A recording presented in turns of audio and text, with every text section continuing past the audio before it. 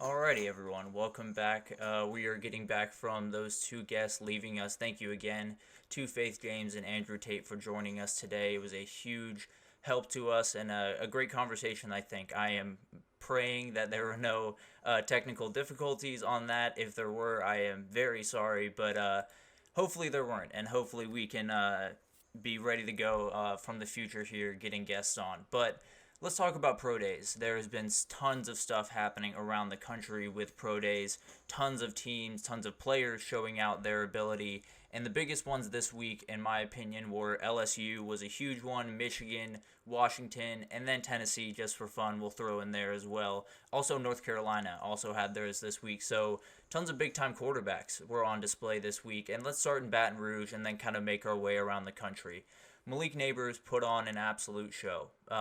This dude is insane. He ran a 4.35 40-yard dash, 35-inch vertical, showed off just his obvious ability. I think if you watched any of LSU football last year, you were wondering who that kid wearing number 8 was, and this is that kid. He is absolutely insane. He came in at 6 foot 190, so roughly the size that everyone thought he was going to be. There were a number of people that left that pro day saying he's the guy, saying he's the number one wide receiver. I think Marvin Harrison Jr. not working out probably opened that door a little bit, and Malik Neighbors took full advantage. So I wouldn't be surprised if there were some teams across the league that had him as their number one guy going into this next year.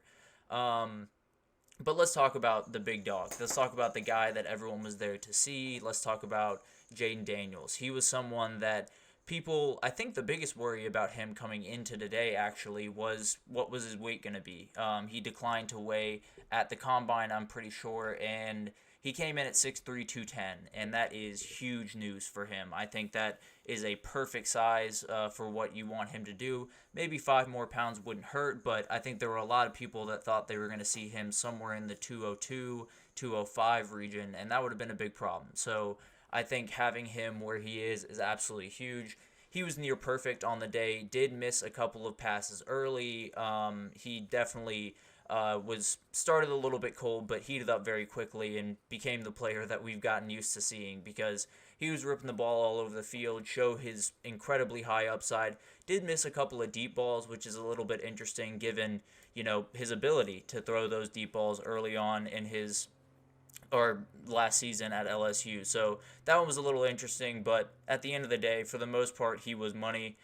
His velocity was great, apparently, from the people there watching. So huge day for Jaden Daniels. I think he's holding pat right now at QB2, but there has been some chatter about this next guy that we're going to talk about, J.J. McCarthy. Michigan's pro day was just a star-studded show, and it makes sense. 18 guys going to the draft this year, tons of guys to look forward to seeing. I mean, on either side of the ball, there are tons of guys to watch, but there were 7 head coaches there, 9 GMs, 7 offensive coordinators, 3 defensive coordinators, and every position coach you could think of was there in Ann Arbor for this one. And obviously, a lot of the guys were there to watch J.J. McCarthy. He weighed in at 215, which was not what I thought he weighed. I talked about, I think earlier this week, I was talking about JJ and thought that his size would be the biggest knock on him. He is a little bit on the shorter side, but at the end of the day, he is, as tall and bigger than Jaden Daniels. So if that's your knock, then no longer a knock for me, that's for sure. But lots of eyes on him, obviously. Jim Harbaugh called it the best pro day he's ever seen, and he's seen a lot of them. Obviously, this is his former quarterback, so definitely a little bit more partial towards him, but at the end of the day, I trust Jim Harbaugh when he talks about football. So JJ apparently met with the Commanders, Patriots, and Seahawks, which is very interesting because the rumors to the Commanders have been very real. It seems like they are looking at him as possibly the number 2 pick. Patriots hold the number 3 pick right now. I don't know if they're working out some type of trade. I know that they have been open to that over the last couple of weeks, but that's very interesting. And then the Seahawks is the one that I'm really interested in, partly because he has Geno Smith there. Geno Smith is the starting quarterback for Seattle. I don't think that's changing anytime soon necessarily. So likely would be sitting if you went to Seattle, but they seem to be very impressed with him. If he were to drop later into the first round, maybe they take a flyer on him and set up their post-Geno Smith era in Seattle. But let's get to the other guys in Michigan jerseys. Blake Corum had a good day, showed off his athletic ability, his receiving ability, which was something that I think teams were a little skeptical on. He was more of a run it downhill type of back, but showing all of that athletic and receiving ability he has is huge. And then Roman Wilson and Cornelius Johnson had really good days as well. Two very talented wide receivers. Roman Wilson is someone that I really like a lot, is an absolute tactician and does really just everything as simple and nice as you could possibly want it to be done. So very excited for him. I think one little weird thing from this workout was Mike Sandristrow, the very talented corner, mainly played nickel for Michigan this past year, ran wide receiver routes during this one. He started his career at Michigan as a wide receiver, so not crazy necessarily that he did this. Maybe some teams asked him to do it, although at the next level, he is almost definitely a nickelback and almost definitely will be a big-time player for someone. Let's move on over to Seattle, Washington, though. They had 19 players in their pro day, a huge day for this program when you talk about recruiting and you talk about all that type of stuff. Obviously gives them a leg up when you get to point to all these guys that got to take part in your pro day and be a big part of it. Obviously, Michael Penix was the main event. He was someone that everyone was watching, and the dude is an athlete. That is something that some people were a little bit worried about, his mobility, his athleticism to extend plays. That is no longer a worry after this week. I can assure you that. He ran a 4.46 40-yard dash, 36.5-inch vert. He was just off the charts. He did pretty much everything perfectly. His passing drills were just awesome.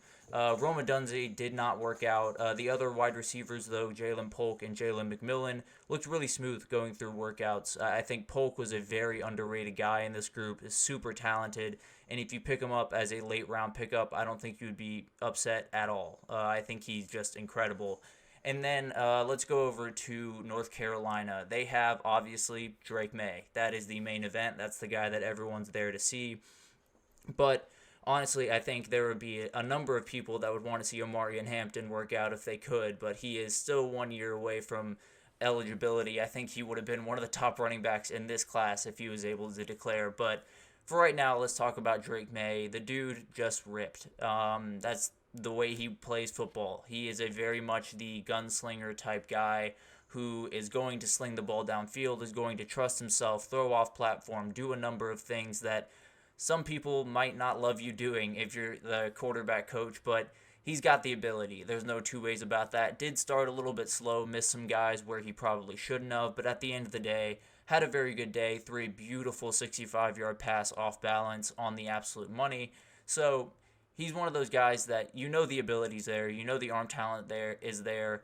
The question is decision-making and being able to read NFL defenses, and that will come with time, I think. There's obviously some worry about that, but it doesn't look like he, as of right now, is going to be drafted into a position to start right away. Now, if he goes to the Patriots, that could be a real reality, but at the end of the day, I think he's someone that would hugely benefit from sitting for a year or two, understanding the playbook, understanding how to read defenses a little bit better, and then jumping onto the scene and showing off this remarkable ability that he obviously has. He reminds me a lot of Justin Herbert in the way that he goes about his business and kind of the way he plays quarterback in a lot of ways. And then finally, let's talk about Tennessee because Joe Milton put on a absolute highlight reel. The dude is probably the most fun person to watch throw in shorts and a t-shirt. He does just insane things. He has a rocket connected to the right side of his torso, and he uses it whenever he wants. It's just remarkable to see the ball jump out of this kid's hands. He elicited a ton of oh my gods from the crowd, and it's fairly clear that I've been very honest with what I think about Joe Milton. I don't necessarily think he's an NFL quarterback. I think he lacks the changeup that you're going to need at the next level. I think he makes some decisions that are pretty questionable, has trouble reading defenses at times, but at the end of the day, he is doing everything in his power to show off the ability that he has, show off the high ceiling he has, and I think for that reason, he has won over someone. I don't know exactly who that is, and I don't know exactly when they'll pull the trigger on him, but I think he will get drafted. I think someone will be sitting there saying the quote unquote "I can fix him" type of mentality that a lot of GMs and coaches have when drafting players. So I think Joe Milton is a questionable quarterback that has definitely some big old holes in his game, but when you get him out on an open field and he can just sling the ball around, there's nothing much like it. So I think he's a very interesting guy. There's a ton of very interesting players that will be going through pro days over the next couple of weeks, so we will definitely keep updating you as we go along. Tons have already passed, but there's still some to come. And then we're kind of in the part of the season where we're gearing up towards draft. We're gearing up towards the big day in Indianapolis, I believe, this year.